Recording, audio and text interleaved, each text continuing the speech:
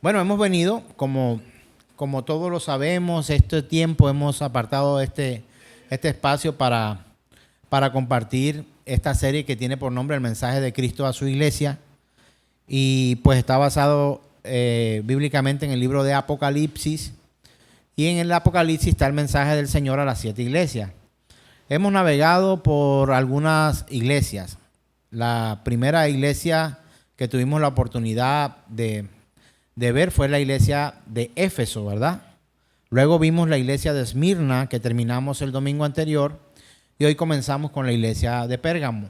Quiero que hagamos un resumen inicial antes de entrar a la temática de Pérgamo para tener en cuenta lo que quizá hemos aprendido de estas tres congregaciones. Y la primera, ¿cuál fue que vimos? ¿Me recuerda? Éfeso. ¿Qué característica vimos nosotros en la iglesia de Éfeso? Era una iglesia trabajadora, perseverante, defendía la sana doctrina, rechazaba a los falsos apóstoles, aborrecía obras de nicolaítas que eran perversiones, pero que a pesar de eso había algo negativo. ¿Cuál era lo negativo de la iglesia de Éfeso? Había dejado su primer amor. Al dejar su primer amor, todo esto bueno que tenía se convirtió en un activismo religioso y no proveyó a ellos un cambio de mentalidad, corazón y de llevarlos a una devoción a Cristo, sino que se convirtió como una especie de panorama, una cuestión que todos los días lo hacían como de manera ya automática. Y ustedes saben que sin amor nada vale. Si a usted hace algo sin amor, eso no tiene menos valor. Y para el Señor las cosas deben ser así. Cristo le había hecho un llamado a esa iglesia. ¿Cuál fue el llamado que le hizo Cristo a Éfeso? Vuelve, arrepiéntete, haz las primeras obras. Y le hizo la advertencia de que quitaría de sí el candelero que alumbraba esa congregación. ¿Cómo fue que terminó ese espacio geográfico de Éfeso? Terminó en ruinas, destruidos. Hoy hay es un piedrero allí, ruinas, montones, pero no hay nada que pueda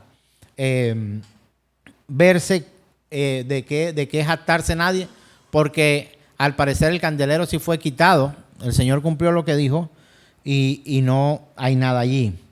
La lección clave de esto es que la pureza doctrinal no puede sustituir el amor a Cristo. Ojo con esto.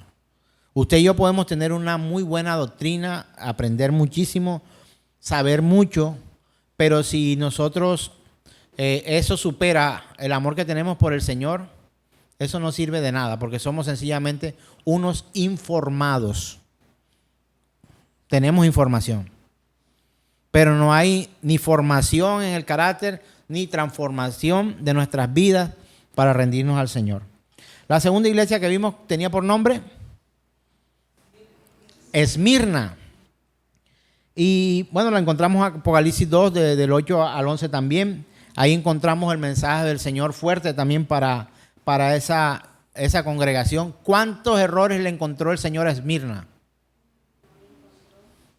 Cero advertencia, cero reprensión. Pero, ¿qué pasaba con esta congregación? Vamos a mirar lo positivo. ¿Qué tenía? Soportaba la tribulación, era materialmente pobre, pero espiritualmente rica. Permanecía fiel bajo la presión y la persecución a la que había sido sometida. El Señor la elogió. Si buscamos lo negativo, no encontramos una reprensión, no está allí. ¿Qué llamado le hizo el Señor? Hay un llamado específico a la iglesia de Esmirna y le dice: no temas lo que estás por sufrir. Y le dice una recomendación, le dice: sé fiel hasta la muerte. Le da una advertencia. ¿Cuál fue la advertencia? Ese es un galardón. Una advertencia. van a ser encarcelados, van a sufrir más persecución, van a ser sometidos mucho más a presión. Esa fue una advertencia que le hizo. Una advertencia que no estaba fundamentada en un error que ellos pudieran corregir, sino en una situación externa a la que ellos se verían atentados, dicho de alguna manera. La lección clave de ellos fue que una iglesia puede llegar a ser pobre en cosas, pero rica en amor en el Señor. Si comparamos Éfeso con Esmirna, pues aquellos no sufrían de la misma manera, pero sufrieron algo peor, los de Éfeso, y sufrieron fue su amor se debilitó. Eso fue lo peor que le pasó a ellos. Pero el Señor les dio la oportunidad y ellos sí pudieron corregir ese error. El Señor los llamó y les dijo, vengan para acá. Y ellos no volvieron. ¿Se encuentra hoy algo en el lugar geográfico de Esmirna? Sí. La segunda ciudad más importante en la zona de Turquía, que tiene por nombre Izmir. Imagínense, o sea, estas son cosas claves que nosotros podemos mirar. Y hoy, ahora sí, entramos en lo que es la iglesia de Pérgamo. De pronto usted vio antes cosas de esta, pero estudiarla de esa manera y tratar de buscar la aplicación para nosotros es chévere. La iglesia de Pérgamo fue catalogada como una iglesia condescendiente. Y vamos a mirar, alguien me preguntó por la imagen, ¿qué significa condescendiente? Y le dije, eso es lo que vamos a ver hoy.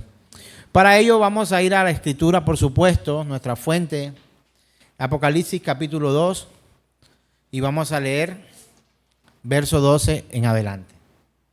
¿Ya lo tenemos?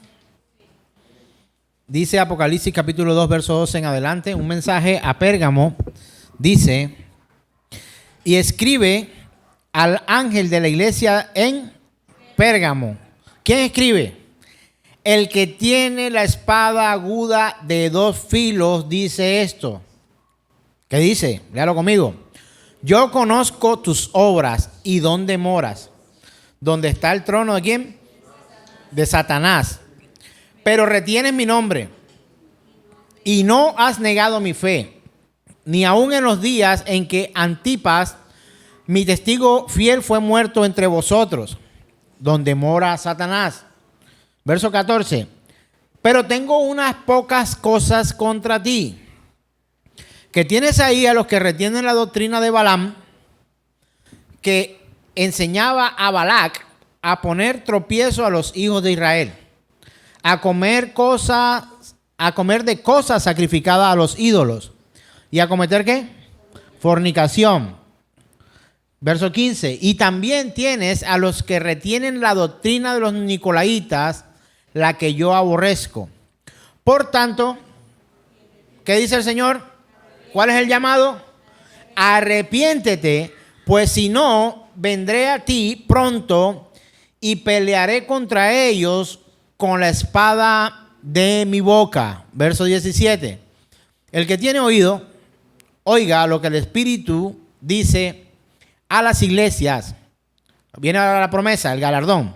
Al que venciere, daré a comer del maná escondido y le daré una piedrecita blanca y en la piedrecita escrito un nombre nuevo, el cual ninguno conoce sino aquel que lo recibe. Gloria al Señor. No sé si yo le había dicho algo a usted en algún momento. Yo leía esta y me sentía como cuando uno estaba frente al desafío. Estas son las instrucciones. Tienes que hacer esto, tienes que hacer esto, tienes que hacer esto. Tienes que evitar esto, tienes que evitar esto y tienes que evitar esto. Y luego de esto el premio va a ser esto. Algo parecido se grafica en mi cabeza cuando leo el mensaje de Cristo a su iglesia. Entonces encontramos para posicionarnos en la parte de lo que es la parte geográfica de Pérgamo y lo que es la ciudad, es una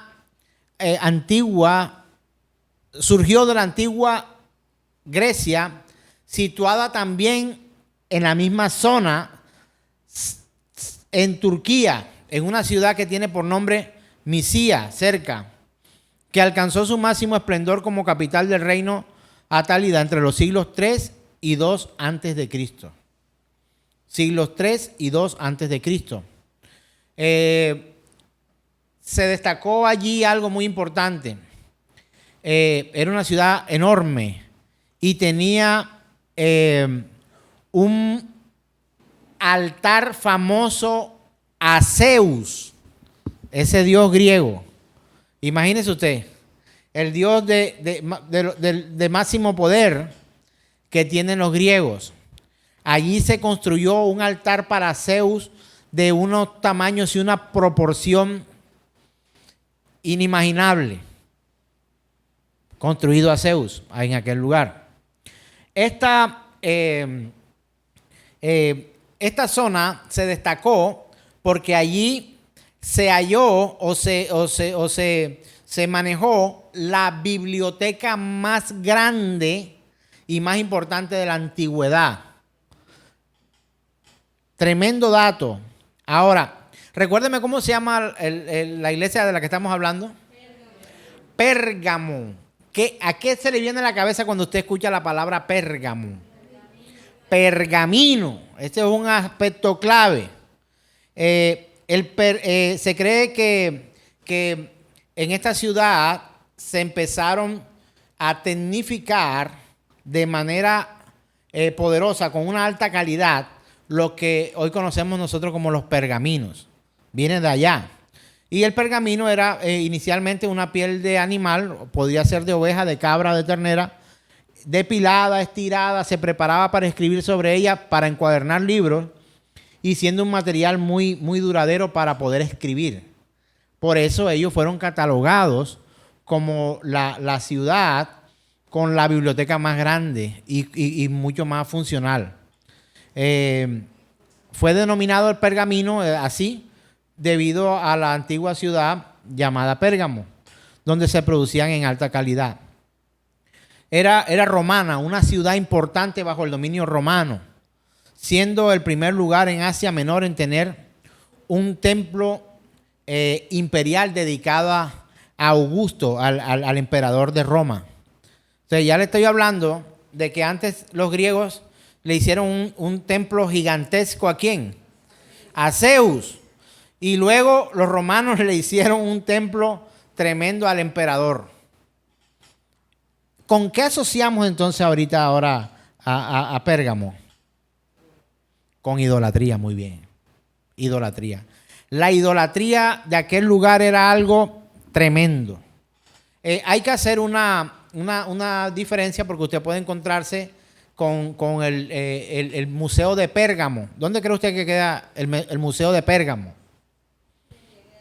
No queda en Pérgamo, queda en Rusia, en Berlín. Entonces, para que sepa que hay un gran museo de Pérgamo que está ubicado en Berlín, y esto de Pérgamo que estamos hablando de la zona de Turquía. Hay una palabra clave en lo que hemos leído nosotros acá. Y una de las palabras clave por la cual es identificada la iglesia de Pérgamo es el término condescendiente. De pronto nosotros utilizamos este término de manera equivocada. O de pronto decimos, no, que tú eres condescendiente. Vamos a mirar qué significa esto de condescendiente. Ser condescendiente significa adoptar una actitud de superioridad o paternalismo hacia otro, tratándolos con una amabilidad forzada o despectiva, haciéndoles sentir inferiores. Cuando somos condescendientes no es que sobrellevamos las cosas, porque no, uno tiene que ser condescendiente con la gente. Lo he escuchado en los términos como para decir que uno tiene que ser tolerante con las personas.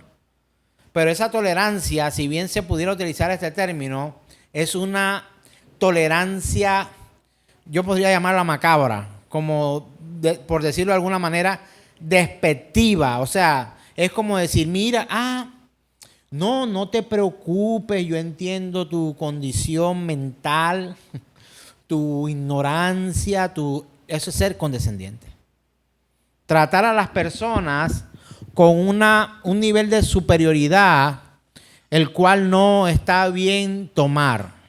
Entonces, a veces nos encontramos esto en los gremios de los filósofos, de los muy estudiosos, de los doctores, de los eruditos, la gente que sabe muchísimo. Te ponen la mano en la cabeza como si fueras mascota y dicen, no te preocupes que yo entiendo tu ignorancia, tranquilo, tranquilo. Algo más o menos así es poder ser condescendiente. También puede significar acomodarse amablemente a la voluntad de otra persona.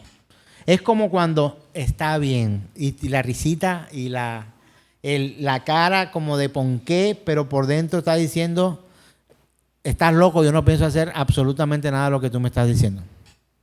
Eso es comportarse de manera condescendiente. El ser condescendiente con las personas no es una actitud positiva. Porque qué bueno fuera que si yo hablo con Luis, tengo una conversación con él, yo tenga la amplitud de decirle, hey Luis, pero yo no estoy de acuerdo contigo. A mí no me parece eso. O que yo le diga, mira, yo lo que entiendo de esto es esto, de pronto, pero no tener una actitud ni que él la tenga conmigo en la que pudiéramos llegar a hacernos sentir el mal uno al otro, ¿verdad? El hecho de compartir conocimiento, compartir cosas que se pueden llegar a tener, tiene uno que aprender a manejar cuando estás en una posición en la que puedes proveer de alguna manera alguna cosa.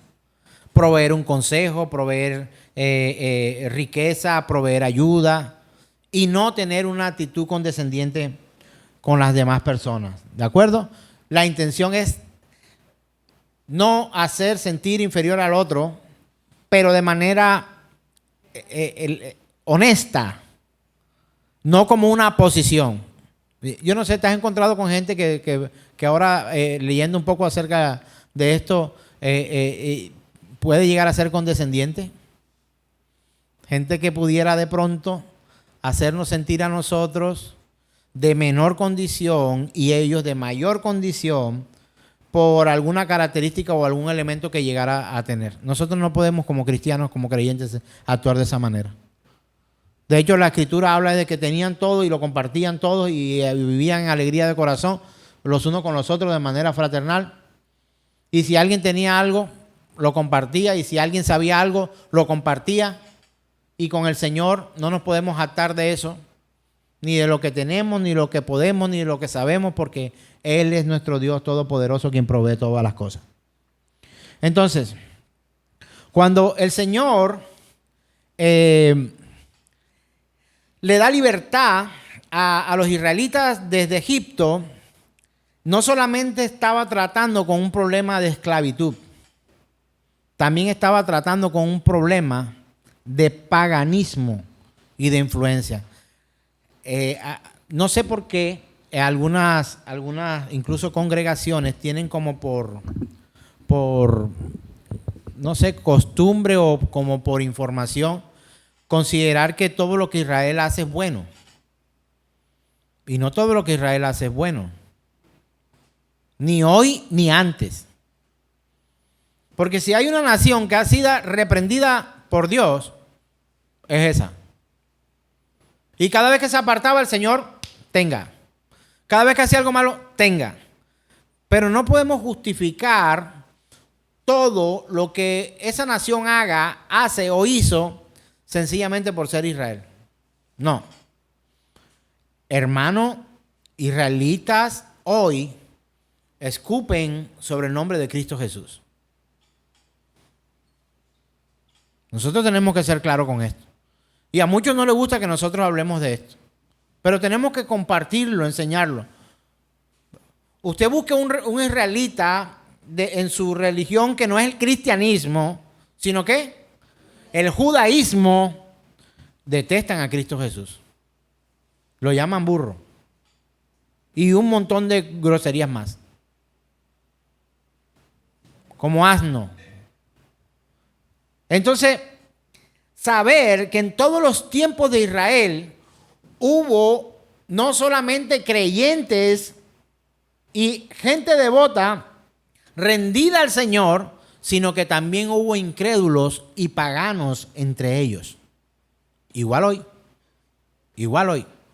Entonces, los egipcios estaban sumergidos en una adoración a múltiples deidades. Y este tipo de cosas la aprendió el pueblo de Israel. Y aprendió a cargar con ellos, no solamente siendo esclavos, sino también siendo libres. Y llevaron esto por doquier, por donde fueran, iban llevando esto. Quiero que le recuerde un momento específico. Eso nada más fue que Moisés subiera a hablar con Dios al monte y llevaba unos cuantos días perdidos, y ya cuando volvió ya estaban ellos, ya habían armado un becerro de oro. Y todavía estaban deambulando en el desierto. O sea, nada más se dio la espalda el jefe de la tribu, el líder. Se ausenta un momentico y cuando vuelve ya tienen otro Dios, un becerro de oro ahí para adorar. Una influencia terrible. Hermano, esto ha acompañado a Israel por mucho tiempo.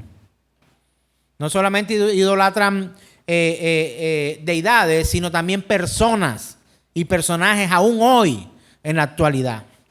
Solo que usted vea un noticiero y se dará cuenta de qué es lo que le estoy hablando.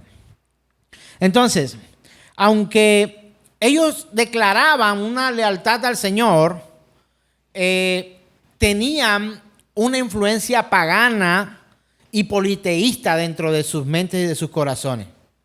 Esto que llevó a que ellos fueran también tolerantes, condescendientes con otros. Bueno, tú tienes tus dioses, pero no te preocupes, yo puedo tratar contigo, yo puedo hacer cosas.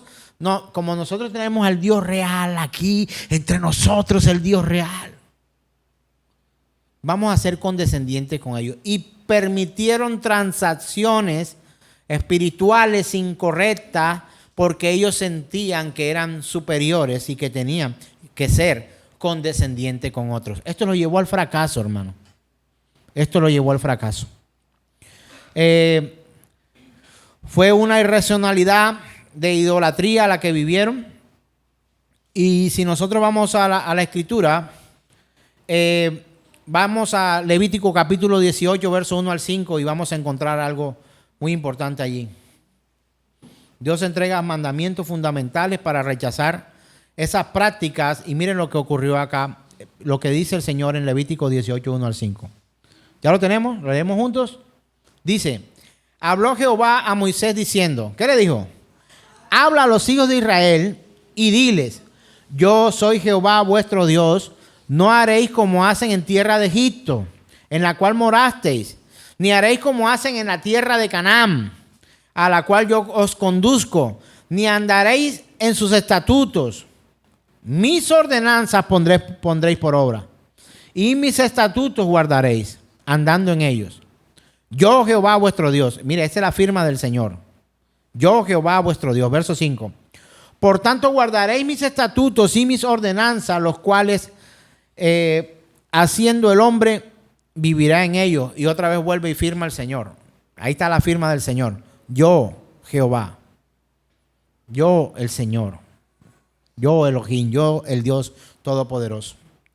Y este Dios es el Señor reclamando a los suyos su lugar. Ahora, quiero que entienda esto. El hecho de que Dios lo reclame no significa que lo ha perdido. Mira, la actitud de idolatría de una persona no mueve a Dios. Lo mueve usted. Dios queda en su trono.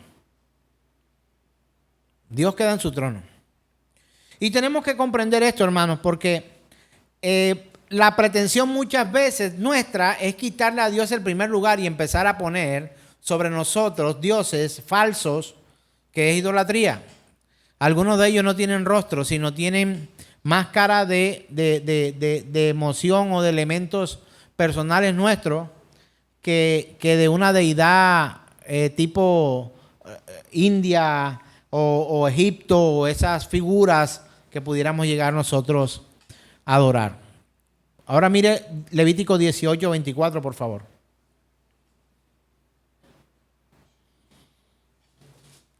Levítico 18, 24 dice: en ninguna de estas cosas os amancillaréis, Pues en todas estas cosas se han corrompido las naciones que yo he hecho delante de vosotros. La tierra fue contaminada. Y yo visité su maldad sobre ella y las naciones y la tierra vomitó a sus moradores. Guardad pues vosotros mis estatutos y mis ordenanzas y no hagáis ninguna de estas abominaciones, ni el natural ni el extranjero que mora entre vosotros. Porque todas estas abominaciones hicieron los hombres de aquella tierra que fueron antes de vosotros. Y la tierra fue ¿qué? Contaminada. No sea que la tierra os vomite por haberla contaminado como vomitó a la nación que habitó antes de vosotros. Porque cualquiera que hiciera alguna de estas abominaciones, las personas que las hicieren serán cortadas de entre su pueblo. Guardad pues mi ordenanza, no haciendo las costumbres abominables que practicaron antes de vosotros, y no os contaminéis con ella. Yo, Jehová, vuestro Dios. Hermano, estamos viendo una serie de instrucciones a las que Dios llama para que nosotros, no solamente por lectura de conocimiento o de instrucción que vemos, una instrucción que se le dio a ellos, es la misma instrucción que hoy se le da a la iglesia. No puedes poner delante de ti otro diferente a mí en primer lugar.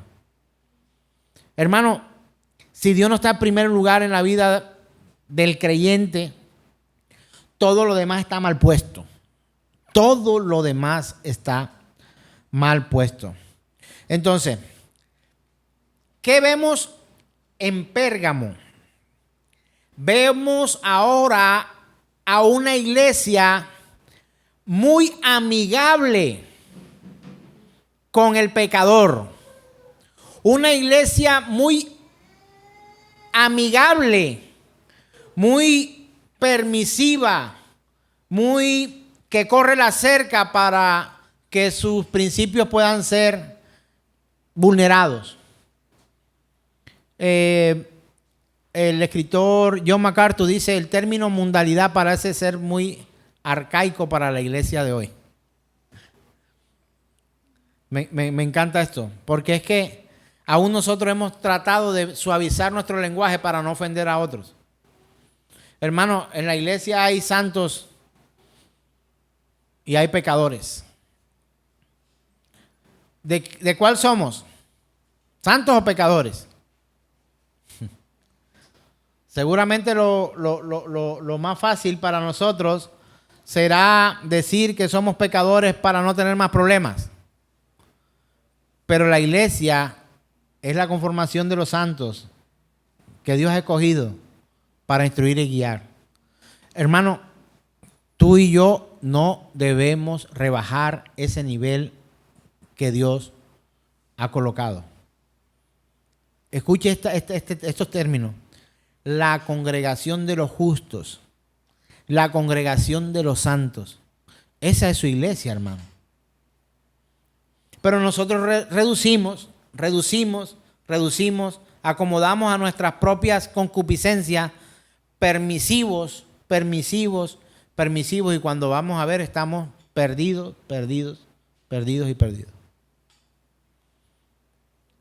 ¿Quién no lucha hoy con el pecado en su vida? Nosotros luchamos todos los días para no pecar. Desestimar esto nos va a llevar a que pudiéramos de alguna manera sufrir las consecuencias. Les pregunto una vez más: ¿qué queda de Éfeso hoy? Ruinas. ¿Qué queda de Esmirna hoy? Una ciudad próspera, grande, una mole. ¿Quiere saber qué queda hoy de Pérgamo para decirle el final antes de que terminemos? ¿Qué cree usted que queda en Pérgamo?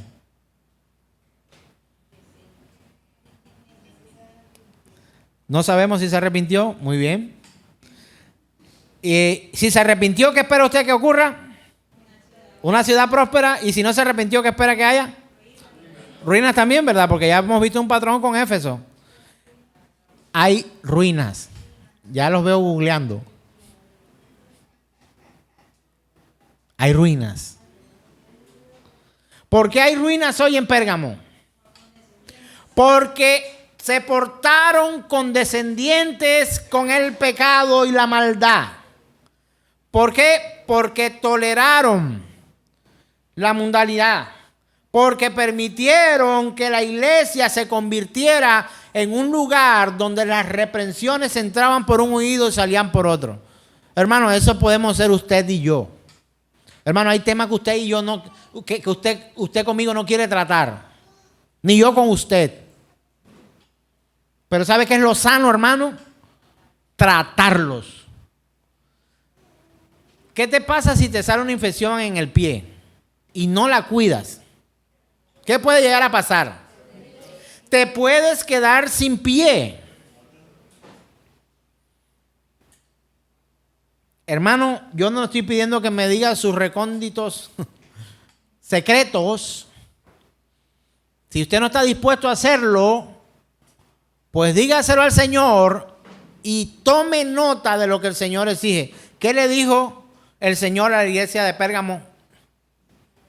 Arrepiéntete.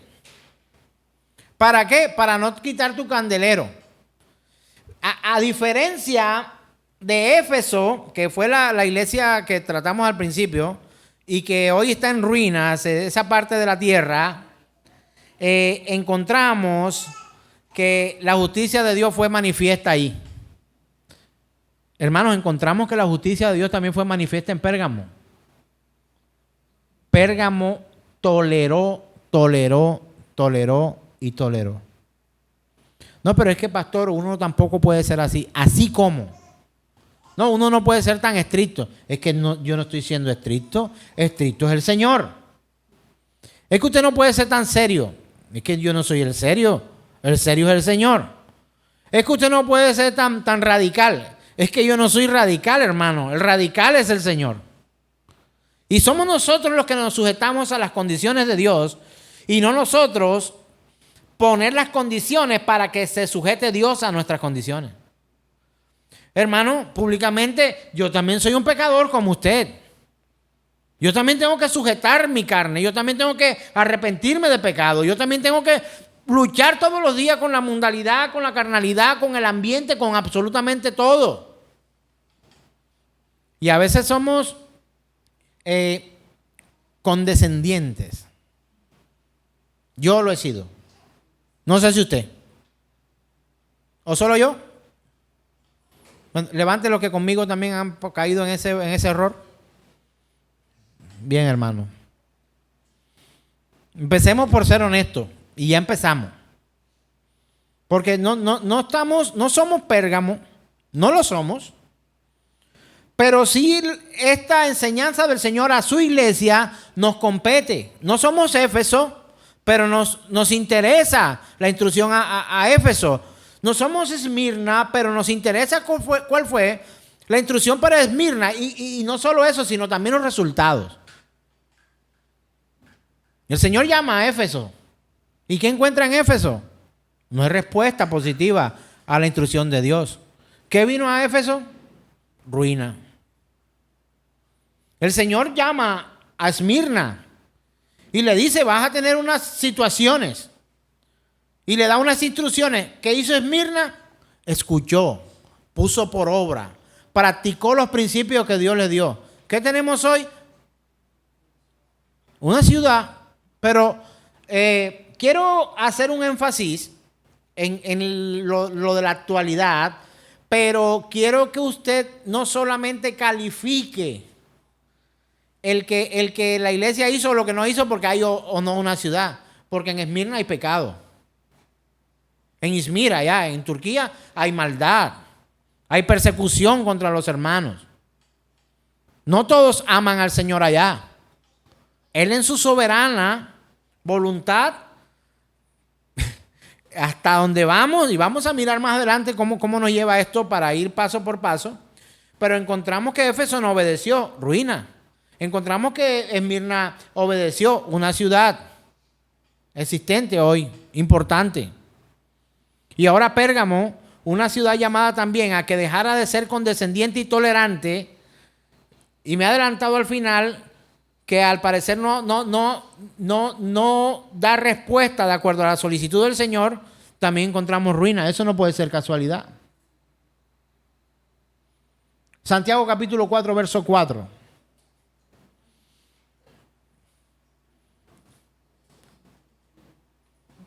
Le explico el contexto. Apóstol Santiago escribiendo una carta a la iglesia para nosotros aprender. ¿Qué dice el apóstol Santiago? Eso no se lo dice a cualquiera. También lo dice la iglesia. Dice, ¿qué dice? Oh almas adúlteras, ¿no sabéis que la amistad con el mundo, ¿qué es? Es enemistad contra Dios. Cualquiera pues que quiera ser amigo del mundo se constituye en enemigo de Dios. Hermano, ¿usted no le parece eso radical?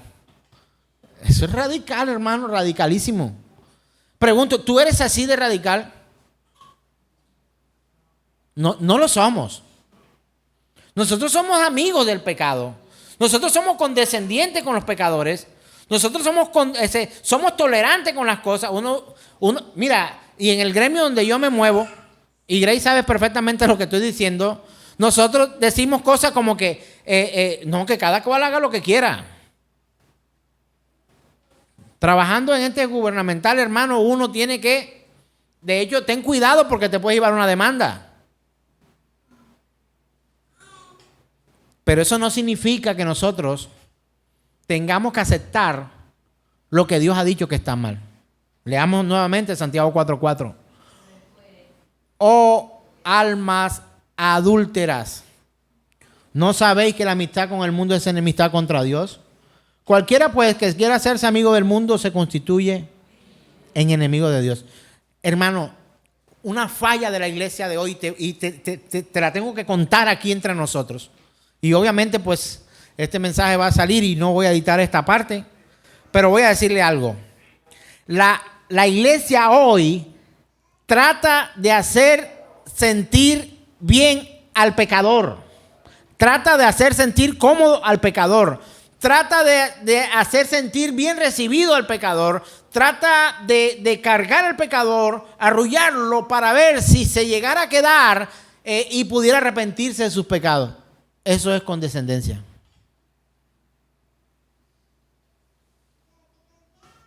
Nos cuesta, hermanos, nos cuesta a nosotros poder llamar las cosas como son. Y no estamos dispuestos a escuchar que otro también nos los diga.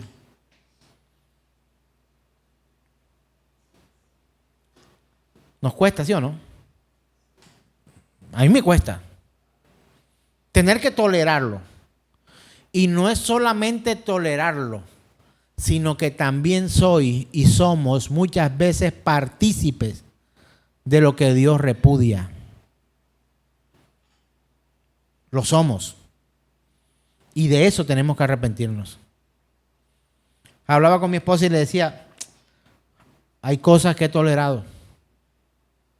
Y yo sé que definitivamente lo estoy haciendo mal. Tengo que corregirme. No solo porque, no, que se ve mal, no, se ve mal, eso está mal. No. Es que soy consciente de que también estoy de una u otra forma fallando a Dios directamente. Dios está obrando en mi vida y me está diciendo, tolerante eres.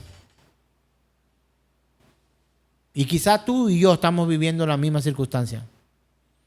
Tolerar, ser condescendiente, sentirnos que tenemos algún grado mayor de algo que no tenemos. Somos débiles y necesitados de Dios, de su gracia y de su misericordia. Todo el tiempo. Mira, en vez de hacernos maduros en el Señor, que nos debería llevar a nosotros a actuar de mejor manera, en esta madurez a veces somos tolerantes con las cosas. Y no nos ponemos más firmes, sino que nos volvemos más blanditos. Dejemos de ser cristianos blanditos. Así que mis hermanos, la iglesia de hoy trabaja increíblemente duro para tratar de parecerse lo más posible al mundo.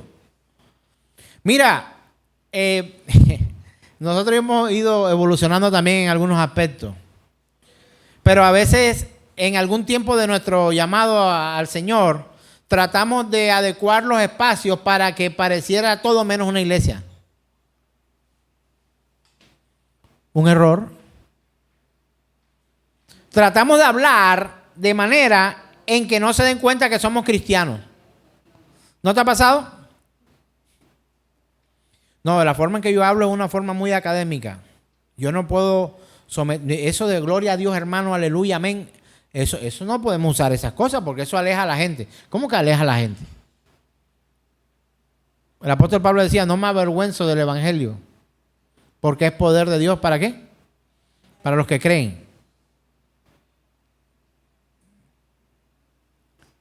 Hermano, quizá nos estamos convirtiendo en cristianos blanditos.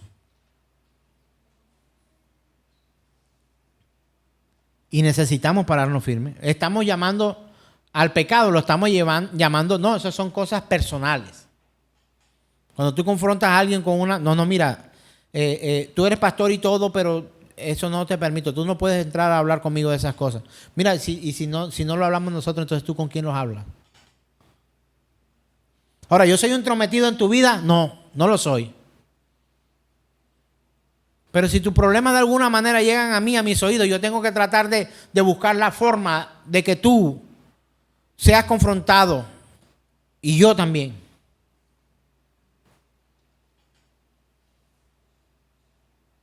Hermanos, nos necesitamos unos a otros. Todos deberíamos llegar a ser de los que el Señor llama santos y justos. Pero no lo somos. Nos hemos vuelto tolerantes. Y necesitamos no solamente extender nuestras estacas, sino también reforzar nuestras paredes. Si permites que tu matrimonio sea tratado como el mundo trata el matrimonio, se afectará tu matrimonio como el mundo afecta a los matrimonios. Si se vulneran los principios de Dios en tu matrimonio, en tu empleo, en tu trabajo, en tu vida personal, en tus cosas, serás tratada y tratado por Dios como un mundano. Y creo que nosotros tratamos de que Dios se vuelva blandito con nosotros también. Que es lo peor. Tú que vives blandito, sigue blandito si quieres. Pero Dios no se va a volver blandito. A lo que Dios llamó pecado hace más de 2000 años, hoy también lo llama pecado. Porque Él no cambia. Pero nosotros queremos modificarlo. ¿Por qué hacer que este lugar parezca una sala de concierto? Fallamos, hermanos, en esto.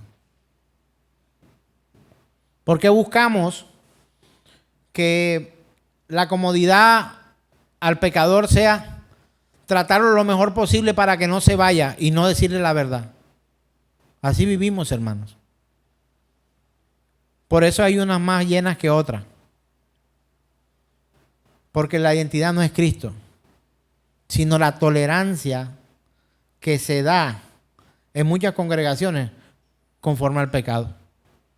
Hermano, donde tú y yo vayamos, donde quiera que nosotros vayamos, el pecado seguirá siendo pecado. Por mucho que tratemos nosotros de cubrirlo, de aplacarlo, de mostrarlo de otra manera, pecado es pecado.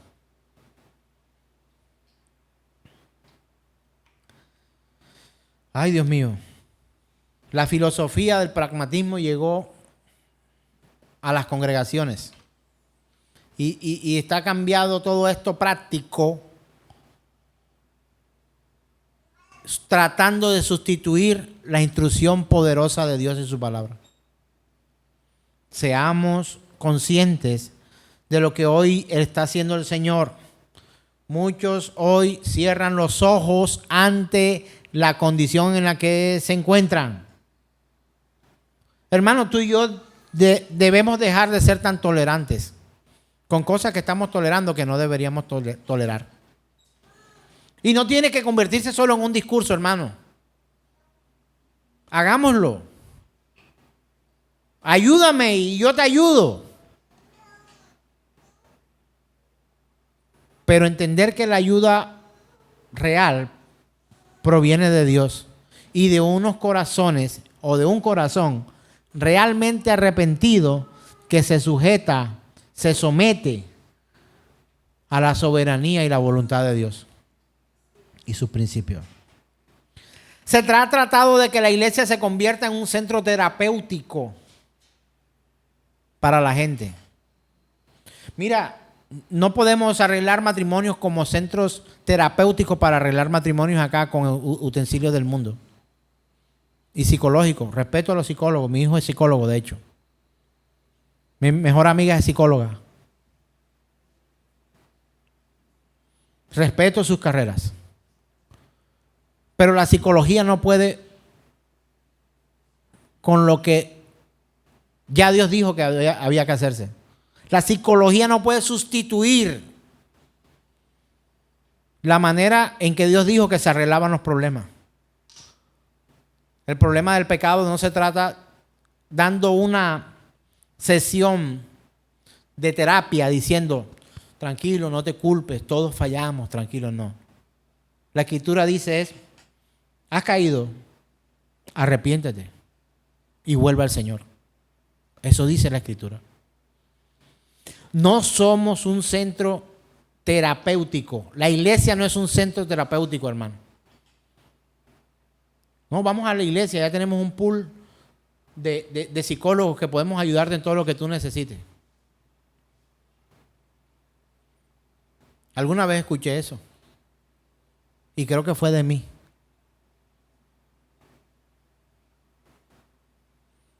La psicología no repara vidas dañadas por el pecado. El arrepentimiento que Cristo trae al corazón de alguien cuando Él lo visita es la primera señal de que aquel se quiere rendir a los pies de Cristo. Pero es Cristo el que nos restaura a nosotros de nuestra condición de pecado, nos lleva a un nuevo nacimiento para que cuando nosotros veamos la realidad de la maldad que cometemos, el Señor lidera nuestras vidas, el orgullo se cae y ninguna otra terapia sirvió para sacarnos a nosotros del pecado, sino nuestra fe en Cristo Jesús y una vida de arrepentimiento continua para seguir avanzando.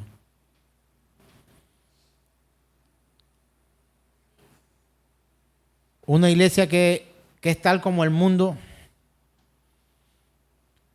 no tiene nada que ofrecer al mundo. Hay un libro maravilloso, ojalá ustedes lo pudieran leer. El libro se llama El llamado de Cristo a reformar la iglesia, del pastor Paul Washer. Y en ese libro el pastor Paul Washer dice esto, abro comillas, dice: una iglesia que es tal como el mundo no tiene nada que ofrecer al mundo. Es simplemente un entretenimiento disponible más. Y ¿cómo podrán creer que tal mundalidad puede ofrecerse a Dios como adoración? Fin de la cita. Mis hermanos, Éfeso no se arrepintió. Y aunque allí pasaron cosas maravillosas, no permaneció. El candelero fue quitado. Hermano, Esmirna, aunque sufrió, permaneció fiel hasta la muerte, cumplió. El Señor cumplió. Pérgamo se asoció con el mundo. Decayó, toleró, fue condescendiente y cayó. Termino leyendo nuevamente la cita número 1 que empezamos este día. Apocalipsis capítulo 2, verso 12 al 17 dice, léalo conmigo, vamos a leerlo ahora con un poco más de ilustración de lo que hasta ahora hemos estudiado. Y dice la Escritura: y escribe al ángel de la iglesia en Pérgamo. ¿Quién escribe? El que tiene la espada aguda de 2 filos dice esto: Yo conozco tus obras y dónde moras, donde está el trono de Satanás. Pero retienes mi nombre, eso es bueno. Y no has negado mi fe, eso es bueno. Ni aún en los días de Antipas, mi testigo fiel fue muerto entre vosotros, donde mora Satanás. Pero tengo unas pocas cosas contra ti. Que tienes ahí a los que retienen la doctrina de Balaam. Eso lo vamos a estudiar, tranquilos. Que enseña a Balac a poner ¿qué? Tropiezo a los hijos de Israel. Mire que ahí está diciendo ya cómo es la cosa. ¿Cuál es esa doctrina? Una doctrina que enseña a poner tropiezo a los hijos de Israel. A comer cosas sacrificadas a los ídolos y a cometer fornicación. Hermano, esos son los pecados que le está enumerando el Señor a la iglesia de Pérgamo, de los que tiene que arrepentirse. Y dice, y también tienes a los que retienen la doctrina de los nicolaitas, una doctrina falsa. Los retienes, ahí los tienes. La que yo aborrezco. Y le dice el Señor la instrucción. ¿Cuál es la instrucción? Verso 16. Por tanto, arrepiéntete, pues si no, dice que vendrán los nicolaitas. No. Dice que vendrán los de la doctrina de Balac. No. Él no está hablando con ellos, ¿sabe? Él no tiene nada que hablar con ellos. Él está hablando a su iglesia. ¿Y qué le dice a la iglesia? Pues si no, vendré pronto ¿a dónde? A ti. Y pelearé contra ellos con la espada de mi boca. El que tiene oído, oiga lo que el Espíritu dice a las iglesias. Y ahora dice, mira, hay algo bueno. Al que venciere, ¿qué dará? Dará a comer del maná escondido. Y le daré qué lindo, una piedrecita blanca. Y en la piedrecita escrito un nombre nuevo, el cual ninguno conoce sino aquel que lo recibe. ¿Usted no quisiera tener esa piedrecita blanca? Yo quiero mi piedrecita blanca. Pero ¿sabe una cosa? Hubo algunos en Pérgamo que no la vieron, ni la tuvieron, porque la despreciaron. Hermanos míos, para reflexionar y terminar este espacio, hermanos, tengamos en cuenta todo aquello que hoy pudiéramos estar nosotros tolerando y permitiendo en medio de nuestras vidas. Damos gracias al Señor por su misericordia y damos gloria al Señor y decimos amén, amén y amén.